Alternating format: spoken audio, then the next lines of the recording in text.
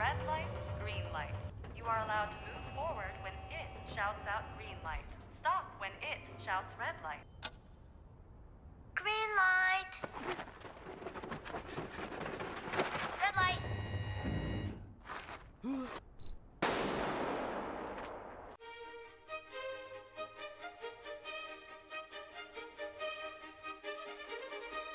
Yo, what is going on YouTube? It is your boy GZTV back with another video, and this is the start of something new on the channel. I know this series has been out for a while, but season 2 just came out and I never covered this on the channel. So let's fucking do it. We're going to start off, and it feels kind of weird because I've already seen this before. We're going to start off with the first episode of Squid Game. We have red light, green light, no, red light, green light. I think that's the order it is supposed to go. Yeah, man, an absolute sensation, an absolute phenomenon when it hit Netflix originally. You know, dystopian thriller from writer-director Hwang Dong-hyuk, the most watched Netflix original series of all time. I don't think that has been broken yet. Maybe it might have been with Stranger Things, I don't know. But the streaming behemoth only shares its data on a voluntary basis, and at any rate has the power to push any show at once onto the landing pages of its millions of subscribers. If a regular TV network had that kind of power, we'd have gotten a lot more seasons of.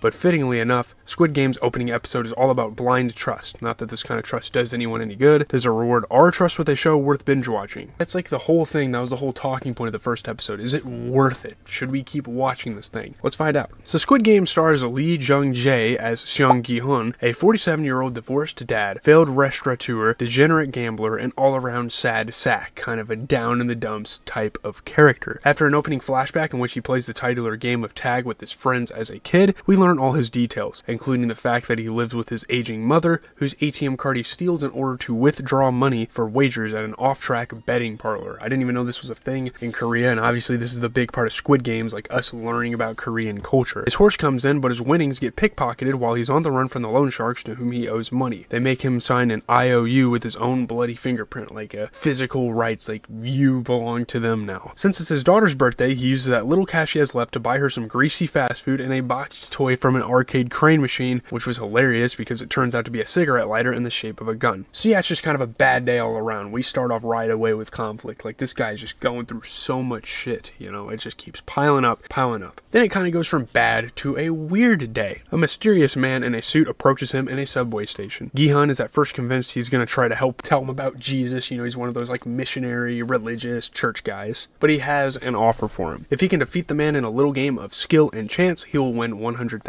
won. Now I don't know the conversion. I could probably put that on the screen from won, which is the Korean currency, to US dollars. If he loses, the mystery man will slap him in the face. I mean, he would have had to pay 100,000 won, but the man negotiated. He was like, you know what? If I slap you in the face, it'll take the money off. Countless slaps later, Gi-hun finally wins the game and pockets the money along with the man's business card and an offer. He can make much, much more if he calls the man up and plays games like this one for a few days. And this is obviously the offer to join the Squid Games. There's that whole thing. When he finally returns home to his mom, she informs him that his daughter, her mother, and her stepdad will all be moving to the United States next year. Again, just so his day can't get much worse, as if his fucking daughter and his mom and the family are all leaving him to go to the United States because the stepdad will have a job there. It's the icing on a real shitty cake. So he does what any desperate man might. He calls the mystery money man and takes him up on his offer and officially joins the Squid Games. That's when the real weirdness of the series starts. He's picked up by a van full of sleeping people and promptly gets hit with a knockout dose of sleeping gas himself. He wakes up in a massive dormitory wearing a numbered green tracksuit, labeling him contestant number 456 out of 456 contestants total. He is the last one, and the guy told him, like, there's not that many spots left. The guy,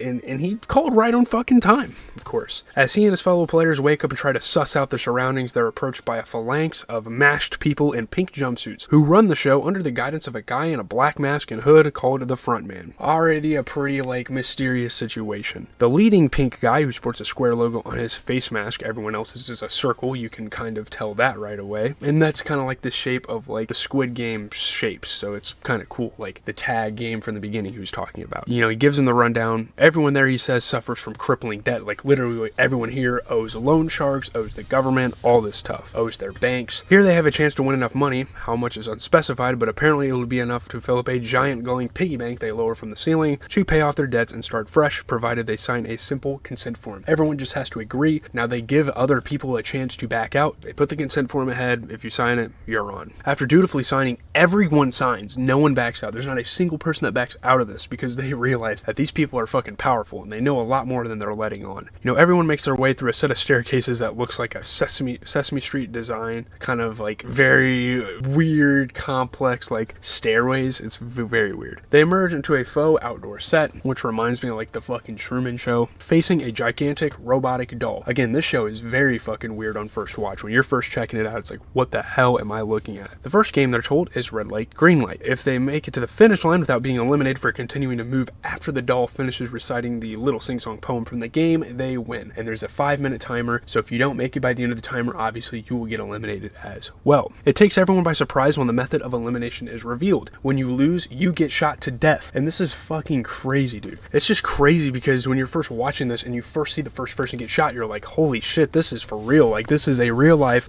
or death game. And now everyone realizes they're trapped. You know, seemingly more than half of the group turns to flee in a blind panic and gets absolutely mowed down. And just the scene of like the bodies being piled up on the doors is fucking crazy. It really is. The others frantically scramble for the finish line, fervently hoping that they freeze enough not to set off the doll's motion detector after each round stops. And it seems like this doll is a pretty strong motion detector. The survivors include our hero, Ji-hun, number 456. Obviously, he's not going to die in the first game. His old friend Sang-woo, played by Park Hae-soo, number 218, whose successful exterior hides millions in debt. 067, Jung Ho-yeon, a North Korean defector, who, coincidentally or not, is the woman who picked Ji-hun's pocket. 001, Oh Young-soo, who has a brain tumor that threatens to bring on dementia. 101, Hyo Sung-tae, a gangster who served as 067's mentor before she allegedly betrayed him. And 199, Anupam Tripathi, a South Asian man, and seemingly the only non-Korean in the game, who saves Ji-hun's life by holding him up by the jacket when he nearly trips after he's supposed to have stopped moving. Right away, this show kind of introduces all these characters. Like, all the characters are focusing on with the dialogue. These are the important characters we are going to follow throughout the series. When the game finally ends and the survivors have all crossed the finish line, a massive artificial roof made up to look like the surrounding forest closes over the game field, sealing everyone inside. And they're like on an island. That's kind of what is revealed. All this happens under the watchful eye of the front man, who listens to a relaxing rendition of Fly Me to the Moon, played by a miniature automaton jazz band toy thing while watching people get gunned down. Villains and their ironic taste in music, man, it's fucking crazy. I actually really liked those scenes, like the slow-mos of everyone running through and then you're hearing Fly Me to the Moon play over it. I think that was fun. Very cinematic experience. Very crazy cinematic experiences, you know, for a Korean show. I didn't really realize this. So by the time the episode wraps, its antecedents in the legal game show competition genre are obvious. You see shows like The Hunger Games, like the use of the underclass to entertain the rich springs to mind. You have that whole situation. You have like the exploration of the violence that undergirds a society that's placid on the surface. It's not a matter of the contestants killing each other, not yet anyway, so much as it's the architect of the game picking the players off. Yeah, it's not about, you know, it's not really a battle royale. It's not really like you're fighting against each other. It's more like you, everyone else for themselves against the game. At this point, it's not really a competition. It's not really a race. And I think that's kind of the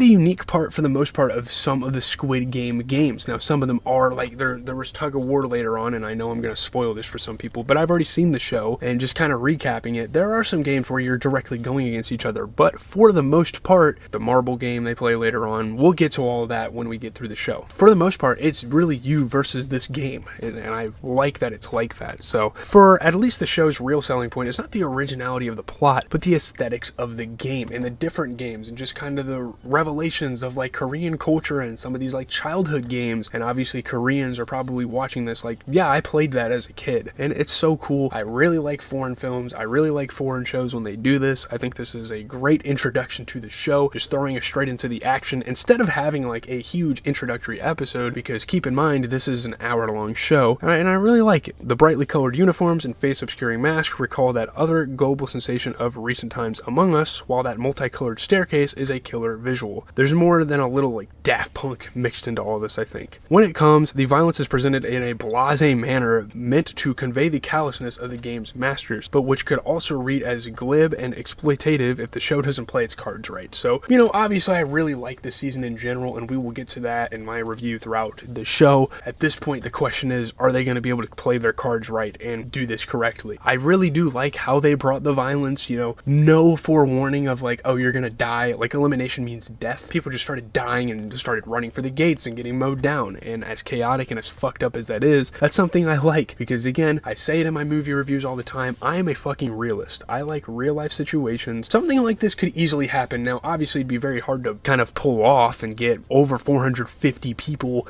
without the government knowing to do this. I don't know, maybe it's a part of the Korean government in this fictional world. We will have to find out as we walk through the show. As always, it has been your boy GZTV giving you guys these reviews. This video probably won't be long, and most of these reviews won't be long because obviously I've seen it before. I don't have too much additional to say. I really enjoy what we got out of this season. I'm hyped for season 2, but we're going to continue to go through this rewatch. I'm going to try not to spoil the later episodes of the season so you guys can kind of watch along with me, but hopefully tomorrow we will get a video out as well. So that's it.